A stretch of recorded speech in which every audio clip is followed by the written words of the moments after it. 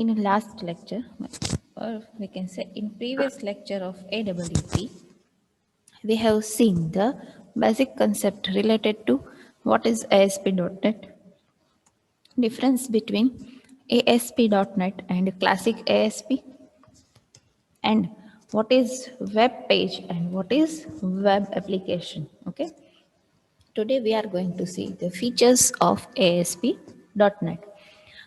First of all, what is web page? What is web page? Can anyone answer this question?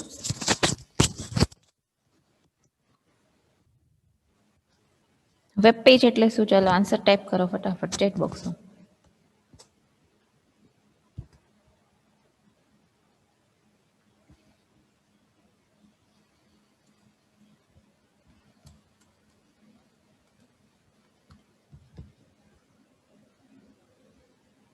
One page from a website, yes. Active page તો એમ નહીં, વર્ડનું એક page હોય Microsoft વર્ડનું અને active page એટલે આ બેમાં difference શું તમે એમ શેના ઉપરથી કહી શકો કે સપોઝ google.com છે એમાં તમે કંઈક સર્ચ કર્યું એમાં એક પેજ આવ્યું એને તમે વેબ પેજ કહો અને માઇક્રોસોફ્ટ વર્ડનું જે પેજ છે એને તમે વેબ પેજ નથી કહેતા, શેના ઉપરથી કહી શકો તમે? ડિફરન્શિએટ કેવી રીતે કરી શકાય? Yes, page loaded on browser. It is not stored in your local computer or local device. Okay, you can access it from your browser and using internet connection. Okay, very good. ચાલો almost ને basic clear છે કે generally web page કોને કહેવાય, તો web application ઓર website કોને કહેવાય? What is web application or we can say a website?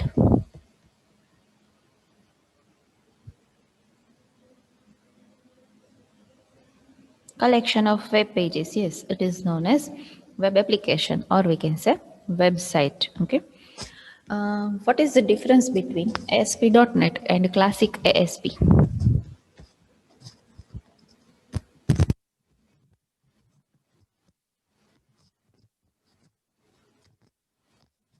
What is the difference between ASP.NET and classic ASP? A single difference. કોઈને તો આવડતો હશે ને એકાદો ડિફરન્સ તો. Yes. Yes, right, Shweta and Kenil. Yes, Shahnawaz. ASP.NET uses OOP, not ASP. ASP તો કઈ OOP નો concept જ સપોર્ટ ના કરે. આ સિવાય કઈ ડિફરન્સ બીજા કોઈને કઈ યાદ હોય તો?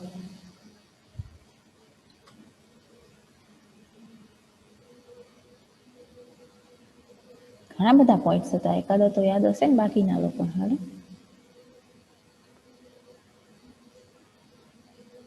Okay, right. Error handling is very good in ASP.NET. Yes, Shahnawaz. ASP my extension. Okay. Yes, ASP is not supporting particular language. Okay, ASP.NET my tools and compiler available. ASP.NET also supports XML. Very good.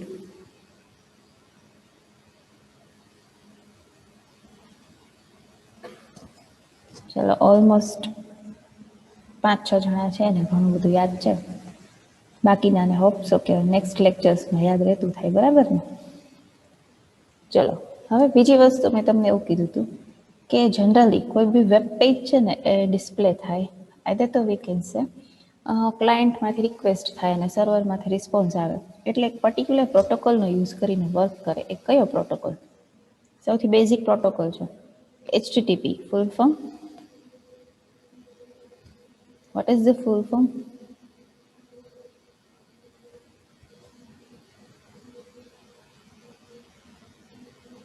Hypertext Transfer Protocol. Okay.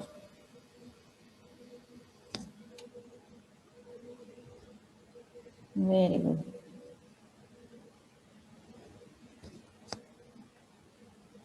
Okay, ચાલો હવે જે આ HTTP protocol છે ને એ ASP.NET છે એમાં bilateral communication provide કરે. બાયલેટરલનો meaning થાય બોથ સાઇડ કમ્યુનિકેશન, એટલે ખાલી એવું નહીં કે ભાઈ ક્લાયન્ટ જસ્ટ રિક્વેસ્ટ કરે ને સર્વર રિસ્પોન્સ આપે પછી ક્લાયન્ટ બીજું કંઈ ના કરી શકે, બરાબર છે? ક્લાયન્ટ છે એમાં કંઈ પણ નવી વસ્તુ સબમિટ કરી શકે, ફોર્મ છે ફિલ કરી શકે, બરાબર. This is known as bilateral communication. Bilateral યાદ રાખજો. HTTP છે ASP.NET માં શું પ્રોવાઈડ કરે? તો કે બાયલેટરલ કમ્યુનિકેશન, બરાબર છે. બીજી વસ્તુ કે ASP.NET શું છે? તો કે માઇક્રોસોફ્ટ.NET પ્લેટફોર્મ છે, બરાબર. જનરલી આ જે એપ્લિકેશન્સ હોય ને ASP.NET માં ક્રિએટ કરેલી, એ કમ્પાઇલ્ડ કોડ હોય અને જનરલી કોઈ બી કમ્પોનન્ટ્સ છે, વેબ કમ્પોનન્ટ્સ, આ બધાનો યુઝ, ઓબ્જેક્ટ્સ છે એનો યુઝ કરી અને તમે ડેવલપ કરેલી હોય કોઈ બી વેબસાઇટ છે યુઝિંગ .NET, બરાબર. હવે આ જે વેબસાઇટ જ્યારે તમે ડેવલપ કરો કે વેબ પેજ ડેવલપ કરો યુઝિંગ .NET, ત્યારે તમને શું પ્રોવાઈડ થાય? તો કે .NET framework through inbuilt functionalities, objects, components, આ બધી વસ્તુ છે એ .NET થ્રુ પ્રોવાઈડ થશે, બરાબર. ફોર્થ સેમમાં તમારે .NET ફ્રેમવર્ક આર્કિટેક્ચર આવતું. આ આર્કિટેક્ચરમાં કમ્પોનન્ટ કયા કયા હતા એ યાદ છે કોઈને? બોટમથી સ્ટાર્ટ કરીને ટોપ સુધી આખું જે ફ્રેમવર્ક છે ને આખું આર્કિટેક્ચરમાં ડિવાઈડ થયેલું છે. સ્ટાર્ટિંગ ક્યાંથી થાય કંઈ યાદ છે કોઈને? સૌથી ઉપર લેંગ્વેજ આવે, યસ. પછી ટોપ ટુ બોટમ જોઈએ તો સૌથી પહેલા languages, then compiler, okay. Then પછી શું આવે? MSIL, okay.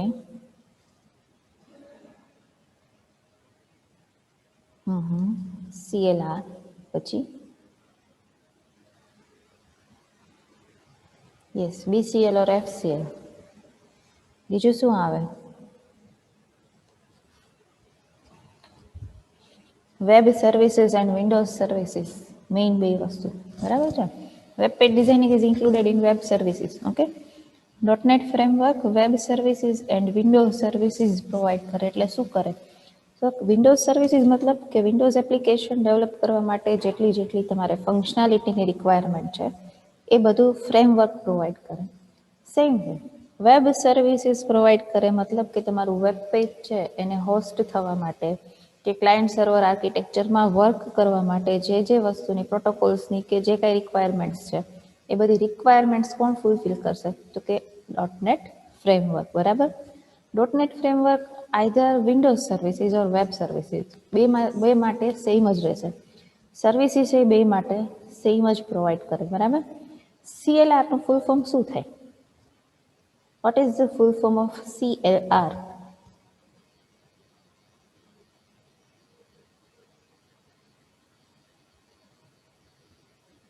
Common language run time. શું પ્રોવાઈડ કરે CLR?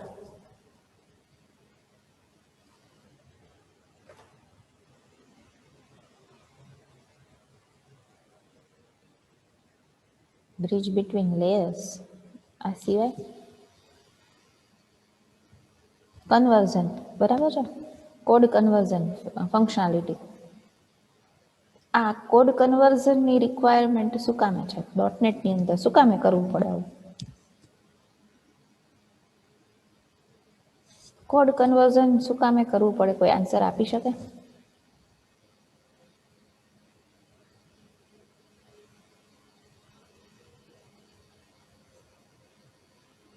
ઓકે, મશીન સમજી શકે એટલા માટે. Yes, right. પણ કોમન લેંગ્વેજ શું કામે?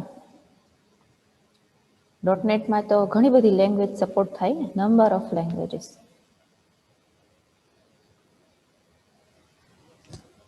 તમે જાવામાં ઇવન પ્રોગ્રામ રન કરો ને તો એ જાવાનો કોડ તમારો મશીન કોડમાં તો કન્વર્ટ થાય જ, બરાબર.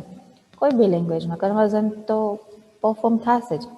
પણ આમાં .NETમાં કોમન લેંગ્વેજ રન ટાઈમ એટલા માટે કહેવાય કે નંબર ઓફ લેંગ્વેજીસ છે .NET સપોર્ટ કરે. યુઝર છે ગમે ત્યારે કોઈ બી લેંગ્વેજમાં કોડિંગ કરે તો હવે જે .NETનું કમ્પાઇલર છે એ કંઈક ઈચ એન્ડ એવરી લેંગ્વેજ માટે અલગ અલગ તો ના ડેવલપ કરે ને, નહીંતર તો શું થાય, તમારા પીસીમાં લોડ જ ના થાય. પહેલી વસ્તુ તો ઇન્સ્ટોલેશન છે કરો કેટલી બધી સ્પેસ જોઈએ ને, બરાબર. એટલે જે .NET કમ્પાઇલર છે એ કોમન લેંગ્વેજ જે અન્ડરસ્ટેન્ડ કરી શકતું હોય એ કોમન લેંગ્વેજની અંદર CLR કોઈ બી લેંગ્વેજના કોડને કન્વર્ટ કરે, બરાબર. આ કોમન લેંગ્વેજનું નામ શું છે? કોઈને યાદ છે? તમે C# કોડ કરો, VBમાં કરો, બધો કોડ એટ લાસ્ટ તો એક કોમન લેંગ્વેજ જેને dot net framework either dot net compiler read કરી શકે એ કોમન લેંગ્વેજનું નામ શું? JIT is a compiler. It's name is just in time compiler એનું ફૂલ ફોર્મ થાય. No, bytecode is can be read by only machine on. MSIL, yes, very good, Piyush. MSIL નું full form?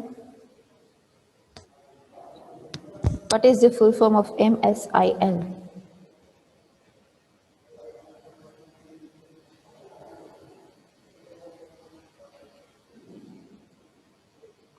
Microsoft Intermediate Language. Okay, very good. Microsoft Intermediate Language, just ખાલી name તમે properly read કરો ને તો એ સમજી જાઓ તમે. Microsoft Intermediate Language મતલબ particular language નો code, whether it is in C sharp, J sharp or VB, okay? અને મશીન કોડ એટલે કે બાઇટ કોડ, આ બે વચ્ચેની લેંગ્વેજ એટલે એને ઇન્ટરમીડિયેટ કહેવાય. બીજી વસ્તુ, ડોટનેટ કમ્પાઇલર એને અન્ડરસ્ટેન્ડ કરી શકે એટલે કે કમ્પાઇલ કરી શકે. એટલે ડોટનેટ છે એ પ્રોડક્ટ કોની છે તો કે માઇક્રોસોફ્ટની, એટલે એનું નામ આપ્યું માઇક્રોસોફ્ટ ઇન્ટરમીડિયેટ લેંગ્વેજ. બરાબર? Is this clear to everyone? Yes or no? Okay. હવે પર્ટિક્યુલર કોડ હોય, સપોઝ સી શાર્પનો કોડ છે કે વીબીનો કોડ છે, એનું MSILમાં કન્વર્ઝન કોણ કરે? પર્ટિક્યુલર કોડ MSILમાં કન્વર્ટ થાય ને પહેલા, એ કન્વર્ઝન કોણ કરે? CLR કે JIT compiler? Okay, JIT compiler, CLR. તો પછી MSILનું મશીન કોડમાં કન્વર્ઝન કોણ કરે? MSILમાંથી મશીન કોડમાં કન્વર્ટ થાય ને એક્ઝિક્યુશન માટે, આ કન્વર્ઝન કોણ કરે? તો બધી વસ્તુ JIT કમ્પાઇલર જ કરશે.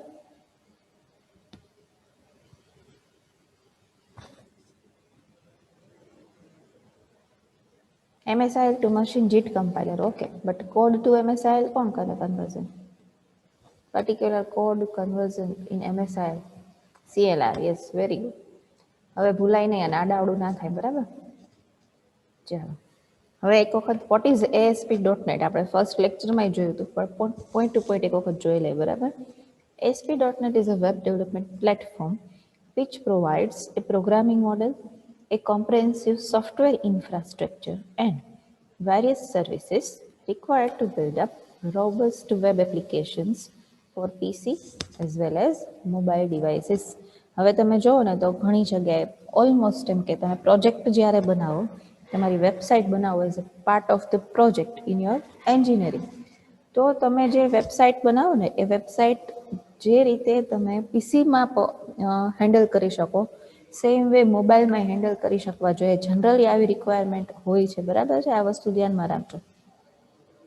ASP.NET works on the top of the HTTP protocol and uses the HTTP commands and policies to set a browser to server bilateral communication and cooperation. મેં હમણાં તમને સ્ટાર્ટિંગમાં સમજાવ્યું હતું કે HTTP છે એ ASP.NET માટે bilateral communication પ્રોવાઈડ કરે. bilateral એટલે બોથ સાઇડ કમ્યુનિકેશન્સ, એવું જ નહીં ખાલી કે એક બોલે ને એક સાંભળે, બે છે એકબીજાને કહી શકે ને સાંભળી શકે, like that. ASP.NET is a part of Microsoft.NET platform. Its applications are compiled codes written using the extensible and reusable components or objects present in .NET framework. Extensible components મતલબ તમે એમાં સ્કેલિંગ કરી શકો. સ્કેલિંગ એટલે કાંઈ પણ add કરવું હોય તો કરી શકો, રિમૂવ કરવું હોય તો કરી શકો. They are known as extensible. And reusable components. Reusable components generally class છે, user defined functions છે. They are known as reusable components or objects present in .NET framework. These codes can use the entire hierarchy of classes in .NET framework. In short, .NET framework જે આપણે hierarchy આખું જે structure provide કરે છે એનો use કરી અને આ કોડ છે એ લખી શકાય. બરાબર છે? So this was about the ASP.NET. Generally જે લેંગ્વેજનો યુઝ થાય છે they are C Sharp, Visual Basic .NET, JavaScript and J Sharp. ASP.NET નો યુઝ કરીને તમે શું કરી શકો તો કે વેબ પેજ ક્રિએટ કરો. કઈ ટાઈપનું web page? Which is interactive, which can communicate with database also. Okay, is this clear to everyone? Yes or no?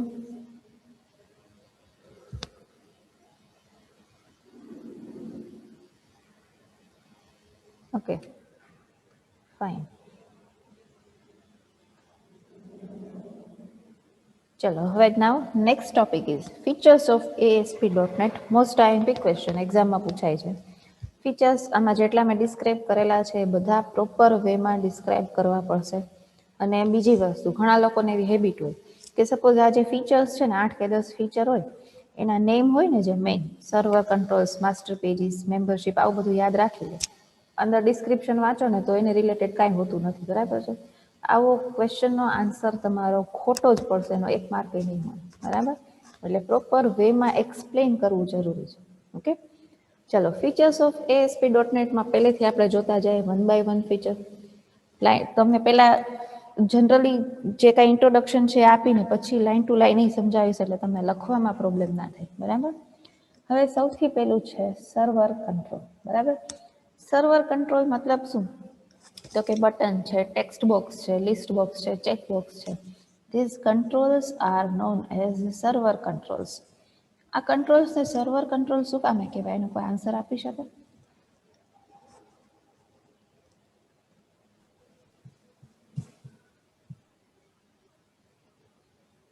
કોઈ આપી શકે આન્સર કે કંટ્રોલ્સને સર્વર કંટ્રોલ્સ શું કામે કહેવાય?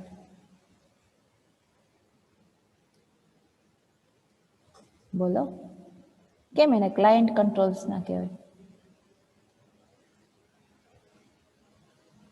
જનરલી તમે જે વેબ લેંગ્વેજીસ હોય ને, મીન્સ કે વેબ પેજ ડેવલપમેન્ટ માટેની લેંગ્વેજીસ, એમાં સાંભળતો હોય આવું વર્ડ સાંભળો તમે કે તે are known as server controls. એને ક્લાયન્ટ કંટ્રોલ્સ ના કહેવાય, એવું શું કામ?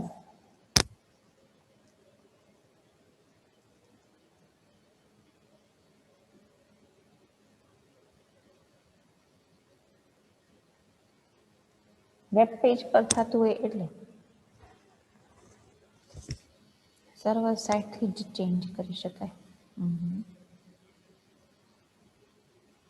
સર્વર બેઝડ હોય લેંગ્વેજીસ, આ સિવાય કંઈ?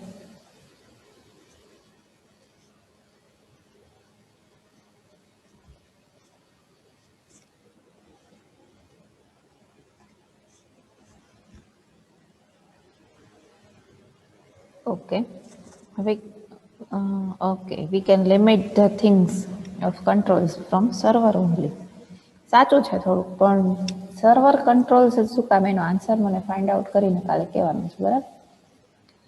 ચલો, web forms provides rich set of server controls. These controls are objects that run when web page is requested and render markup to the browser.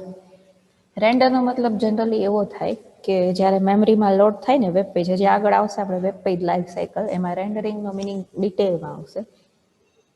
કે જ્યારે વેબ પેજ છે મેમરીમાં લોડ થાય ત્યારે જે કાંઈ વેરિયેબલની વેલ્યુઝ છે, જે કાંઈ ચેન્જીસ છે, આ બધી વસ્તુનો યુઝ કરીને પછી એ ક્લાયન્ટને ડિસ્પ્લે થાય. આખી પ્રોસેસ છે ને એને રેન્ડરિંગ કહેવાય, બરાબર. Some web server controls are similar to familiar HTML elements. Means તમારે HTMLમાં, એટલે કે મેં તમને કીધું હતું ગયા લેક્ચરમાં કે તમે SWPDમાં જસ્ટ HTMLનો યુઝ કરીને વેબ પેજ કેમ બનાવવું એ સમજતા હતા, બરાબર.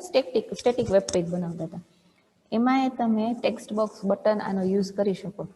એટલે આ બધા કંટ્રોલ્સનો જ યુઝ કરવાનો છે તમારે as a server controls. It also provides controls that we can use to connect to data sources and display data. તમે ટેક્સ્ટ બોક્સની અંદર ડેટા ડિસ્પ્લે કરી શકો ફ્રોમ ડેટાબેઝ.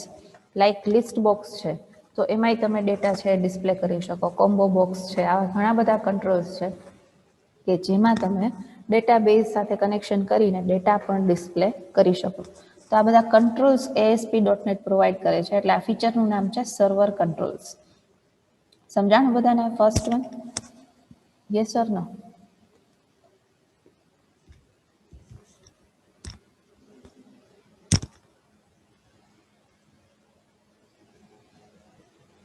ઓકે,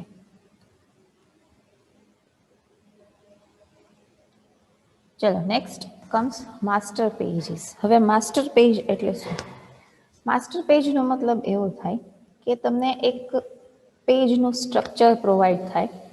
આ પેજનું સ્ટ્રક્ચર તમે બાકીના બધા પેજમાં એપ્લાય કરી શકો. લાઈક તમે કોઈ એક વેબસાઇટ બનાવો છો, બરાબર? વેબસાઇટ માટે તમે વેબ પેજ ડિઝાઇન કરશો ને પહેલાં, સૌથી પહેલાં. તો આ જે એક પેજ ડિઝાઇન કરો તમે વેબ પેજ, એનું જે સ્ટ્રક્ચર છે કે ભાઈ રાઈટ સાઈડ છે બધી ઇન્ફોર્મેશન પોઈન્ટ્સમાં લખો છો, નીચે ફૂટરમાં તમે કંઈક કન્ટેન્ટ લખો છો, લેફ્ટ સાઈડ છે ઇમેજીસ ડિસ્પ્લે કરો છો, અહીંયા ઉપર છે સ્લાઇડર બનાવો છો, બરાબર? આ એક વેબ પેજનું સ્ટ્રક્ચર એટલે કે ડિઝાઇનિંગ તમારે બાકીના બધા વેબ પેજમાં જો અપ્લાય કરવું હોય એઝ ઇટ ઇઝ, તો ડોટનેટની અંદર માસ્ટર પેજીસનો કન્સેપ્ટ છે. એટલે શું થાય કે તમે એક પેજનો જે કન્ટેન્ટ છે ને એ બાકીના પેજીસ સાથે મર્જ કરી શકો. આઈધર તો એનો જે લેઆઉટ છે એ બાકીના કન્ટેન્ટ પેજીસની અંદર યુઝ કરી શકો, બરાબર? એટલે ડોટનેટ આપણે શું અલાઉ કરે છે તો કે ક્રિએટિંગ માસ્ટર પેજીસ. માસ્ટર પેજનો જે લુક છે ઓલ ઓવર લેઆઉટ છે એને તમે રીયુઝ કરી શકો બાકીના બધા પેજીસ માટે. જનરલી તમે વેબસાઇટ પર્ટિક્યુલર કંપનીની કે વિઝિટ કરશો ને તો આખી વેબસાઇટમાં બધા વેબ પેજીસ છે ને પર્ટિક્યુલર સ્ટ્રક્ચરને ફોલો કરતા હશે. જોજો તમે વ્યવસ્થિત નિરાતે. એવું ના હોય કે ફર્સ્ટ પેજ છે તો એમાં નીચે ફૂટરની અંદર જે કોપીરાઇટ ઇન્ફોર્મેશન છે એ લખેલી છે, તો સેકન્ડ પેજમાં કોપીરાઇટ ઇન્ફોર્મેશન ઉપર સૌથી ઉપર અહીંયા લખેલી હોય. એવું ક્યારેય સ્ટ્રક્ચર ના હોય. એક સિમિલર એટલે કે યુનિફોર્મ સ્ટ્રક્ચર યુઝ થતું હોય. આ યુનિફોર્મ સ્ટ્રક્ચર આપણે ડોટનેટમાં કોણ પ્રોવાઈડ કરે? માસ્ટર પેજીસ, ASP.NET ડોટનેટમાં, બરાબર? It allows us to create a consistent layout for the pages in our application. This page defines the look and feel and standard behavior that we want for all of the pages in our application. When users request the content pages, they merge with the master page to produce output that combines the layout of master page with the content from content page. આનો meaning હું તમને સમજાવું. ડોટનેટમાં ASP.NETમાં આપણે છે ને master પેજનું એક આખું chapter જ આવશે. માસ્ટર પેજમાં શું કરવાનું કે એક મેઇન પેજ છે એનું ડિઝાઇનિંગ તમે ડિફાઇન કરી દો, બરાબર? પછી એનું ડિઝાઇનિંગ તમારે બાકી બધા પેજીસમાં અપ્લાય કરવું છે. તો બાકી બધા પેજીસમાં શું થશે? તમારે સેમ કોડિંગ લખવું નહીં પડે. જસ્ટ તમારે માસ્ટર પેજનું જે નેમ છે ને એનો યુઝ કરીને તમારે બાકીના પેજમાં એને ઇન્ક્લુડ જ કરવાનું રહેશે. આપણે કેમ સી લેંગ્વેજમાં એમાં ઇન્ક્લુડ હેડર ફાઇલ કરીએ, લાઈક ધેટ ઓનલી. તમારે માસ્ટર પેજની ડિઝાઇન જસ્ટ ઇન્ક્લુડ કરવાની છે. હવે એટ ધ એન્ડ જ્યારે તમારી વેબ એપ્લિકેશન રન થાય ને ત્યારે આખી પ્રોસેસ કેવી રીતે થાય કે સપોઝ તમે એક કંપનીની વેબસાઇટ ઓપન કરી જેમાં માસ્ટર પેજનો કન્સેપ્ટ એપ્લાય કરેલો છે. એમાં હોમ પેજ સૌથી પહેલાં ઓપન થાય, બરાબર? પછી ડાયરેક્ટલી તમે કોન્ટેક્ટ અસનું પેજ ઓપન કરો છો તો સર્વર સાઇડ પ્રોસેસિંગ શું થાય કે કોન્ટેક્ટ અસ પેજનો જે કન્ટેન્ટ છે ને એ તો ડિસ્પ્લે થાય જ, પણ કોની સાથે મર્જ થઈને? તો કે જે માસ્ટર પેજની ડિઝાઇન તમે ઇન્ક્લુડ કરી છે, જસ્ટ ઇન્ક્લુડ ટેગનો યુઝ કરીને માસ્ટર પેજ ઇન્ક્લુડ કરો છો, એના લેઆઉટ સાથે મર્જ થઈને ડિસ્પ્લે થાય, બરાબર? જો હવે પાછું તમને સમજાવું છું, આ લાઈન જોજો. When users request the content pages મતલબ કોઈ બી પર્ટિક્યુલર પેજ વેબસાઇટમાંથી રિક્વેસ્ટ કરે એટલે તમે એક વેબસાઇટ છે એમાં number of options, number of tabs આપેલા છે. એમાં હોમ છે, અબાઉટ અસ, કોન્ટેક્ટ અસ છે. કોન્ટેક્ટ અસ ઉપર ક્લિક કરો એનો મતલબ શું થયો કે તમે એ પેજ ડિસ્પ્લે કરવા માટે રિક્વેસ્ટ સેન્ડ કરી, બરાબર? When users request the content pages, they merge with the master page to produce output that combines the layout of master page. બરાબર છે? આ સમજાણું બધાને? Yes or no? Master pages clear બધાને? એક આખું સ્ટ્રક્ચર પ્રોવાઈડ કરે કે જેનો તમે બાકીના બધા પેજીસમાં યુઝ કરો.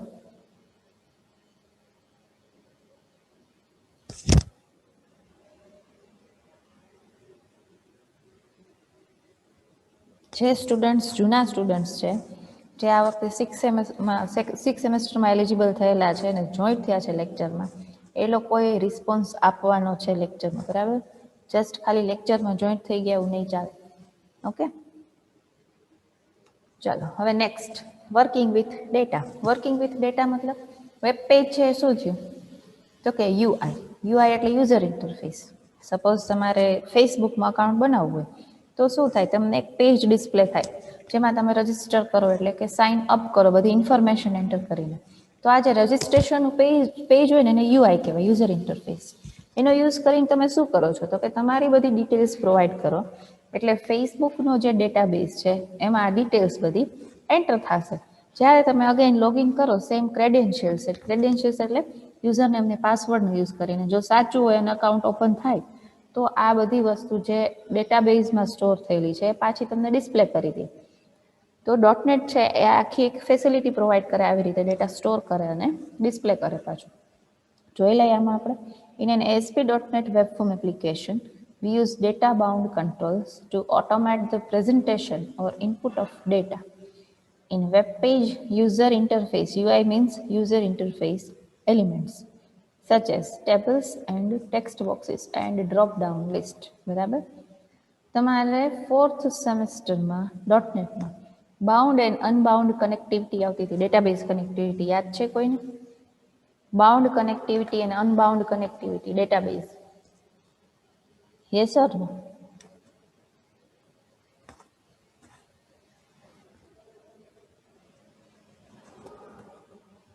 ફોર્થ સેમેસ્ટરમાં ડેટાબેઝ સાથે કનેક્શનના 2 ટાઈપ હતા, બાઉન્ડ એન્ડ અનબાઉન્ડ. આ કોઈને યાદ છે કે નથી?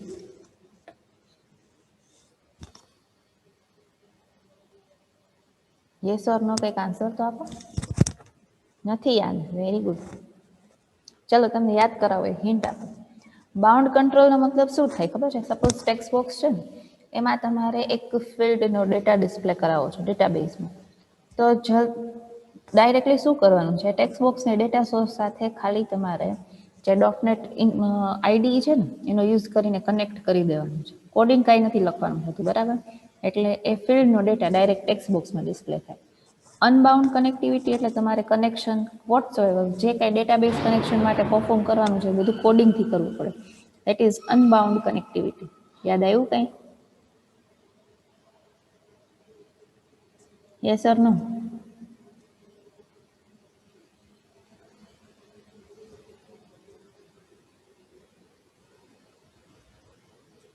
હલો, કંઈક આન્સર તો આપો. ઓકે, બાઉન્ડ કનેક્ટિવિટીનો મતલબ શું થાય કે તમે કોઈ બી કંટ્રોલ છે, લાઈક ટેક્સ્ટ બોક્સ, એક ટેક્સ્ટ બોક્સની અંદર મારે ડેટાબેઝમાંથી ફર્સ્ટ ફિલ્ડ નેમ છે એમાંથી નેમ ડિસ્પ્લે કરાવવા છે. તો બાઉન્ડ કનેક્ટિવિટીમાં શું થાય ડોટનેટમાં કે ડાયરેક્ટલી તમે જસ્ટ ડેટા કનેક્શનમાં ડેટાબેઝ એડ કરો અને ટેક્સ્ટ બોક્સની જે પ્રોપર્ટીઝ હોય ને એમાં ડેટા સોર્સમાં ફિલ્ડ સિલેક્ટ કરો નેમનું, એટલે શું થયું, એની હારે બાઉન્ડ થઈ ગયું ટેક્સ્ટ બોક્સ.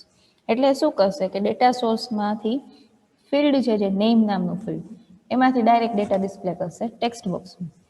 આ જ બધી વસ્તુ તમે કોડિંગથી કરો એટલે એ ડાયનામિક વસ્તુ થઈ. તમે જે બાઉન્ડ કરો ને વન ટાઈપ ઓફ સ્ટેટિક છે, કે કોડિંગથી કરો એટલે શું થાય, તમે એની ટાઈમ એમાં જસ્ટ ટેબલનું નેમ છે કે ફિલ્ડનું નેમ ચેન્જ કરી શકો, બરાબર? એટલે આ બધી વસ્તુ જો કોડિંગથી આવી રીતે કરો, તમે ડેટા કનેક્શન કરો, પછી પર્ટિક્યુલર ટેબલમાંથી ડેટા ફેચ કરો, આ બધી વસ્તુ that is known as unbound connectivity. હવે clear Harshvi? Okay, good. Okay, fine. ચલો, તો આ બે કનેક્ટિવિટી છે આપણે કોણ પ્રોવાઈડ કરશે? ASP.NET વેબ ફોર્મ એપ્લિકેશન્સ, બરાબર?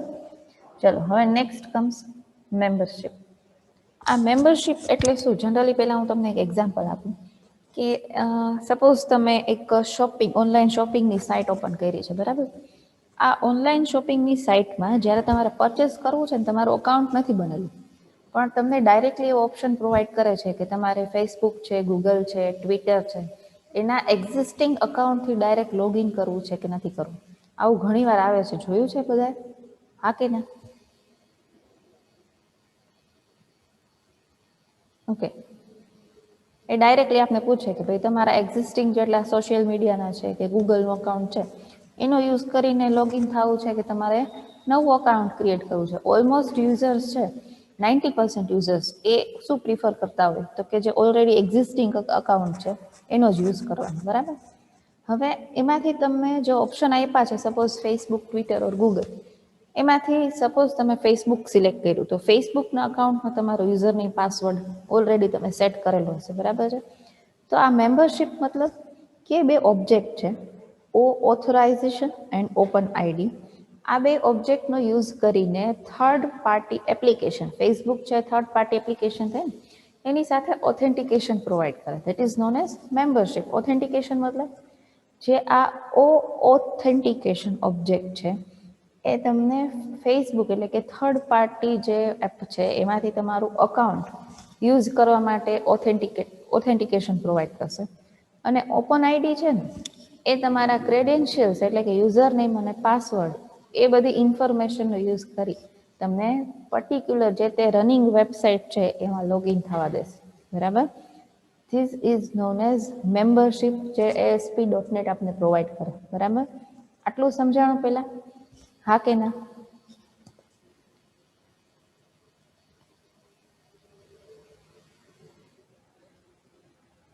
Okay, good. Projects account folder contains the files that implement the various parts of membership. તમે રજિસ્ટર કરો એટલે registering, logging in, changing a password and authorising access. ઘણી વખત તમે એપ ડાઉનલોડ કરો ને મોબાઈલમાં તો ખબર છે તમને, એપ જેવી સ્ટાર્ટ કરો ને એટલે ઘણા બધા નોટિફિકેશન સ્ટાર્ટ થાય કે this app wants to access your contact numbers. તમે એને અલાઉ કરો એટલે પાછું આવે, this app wants to access your SMS or messages. આ બધા ઓથેન્ટિકેશન્સ છે એની આખી process, that is known as membership, બરાબર. Additionally, ASP.NET Web Forms supports authentication and open ID objects. These authentication enhancements allow users to log into your site using existing credentials. મેં તમને હમણાં સમજાવ્યું હતું કે ફેસબુકનો ઓપ્શન તમે ક્લિક કરો છો તો ફેસબુકના જે યુઝર નેમ પાસવર્ડ્સ છે એનો યુઝ કરીને તમને પરમિશન આપે એના પેજની અંદર લોગિન થવા માટેની. આ પરમિશન અને થર્ડ પાર્ટી એપ એટલે કે ફેસબુક છે કે ટ્વિટર છે એની સાથે કનેક્શન, એ બે વસ્તુ માટે ઓથેન્ટિકેશન એન્ડ ઓપન આઈડી આ બે ઓબ્જેક્ટનો યુઝ થશે, બરાબર. મેમ્બરશિપ વાળું ફીચર ક્લિયર બધાને? Yes or no?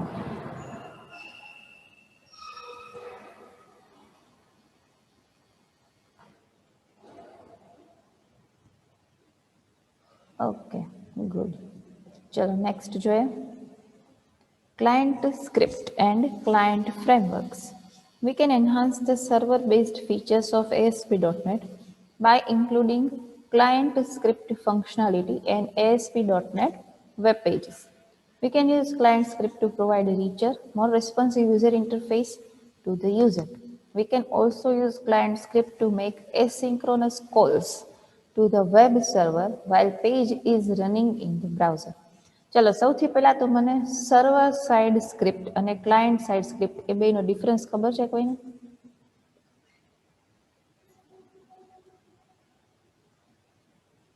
ઓકે,